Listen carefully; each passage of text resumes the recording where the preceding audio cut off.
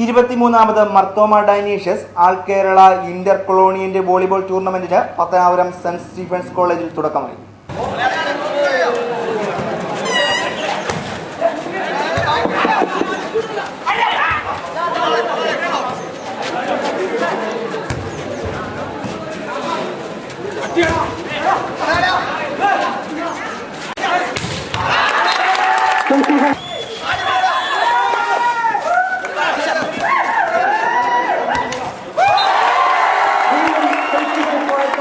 ടൂർണമെന്റിന്റെ ഉദ്ഘാടനം കൊല്ലം ഡിവൈഎസ്പി നിർവഹിച്ചു. Doctor Susie Cheriyan, professor C Tomy തുടങ്ങിയവർ സംസാരിച്ചു. ആദ്യ മത്സരത്തിൽ Cherthala SN college saint Thomas കോഴഞ്ചേരിയെ പരാജയപ്പെടുത്തി. സെമി ഫൈനൽ മത്സരങ്ങൾ നാളെ നടക്കും. പ്രധാന വാർത്തകൾ ഒരിക്കൽ കൂടി. GCN ന്യൂസിന് ലോകം മുഴുവനുള്ള പത്തനാപുരം സ്വദേശികൾ ആവേശകരമായ വരവേൽപ്പ് നൽകി. 3 ദിവസത്തിനുള്ളിൽ GCN ന്യൂസ് കണ്ടത് 20,000-ഓളം പേർ.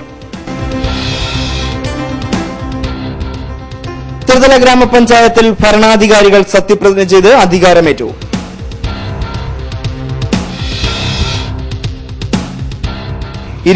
ാമത് മർത്തോമ ഡൈനീഷ്യസ് വോളിബോൾ ടൂർണമെന്റിന് തുടക്കമായി.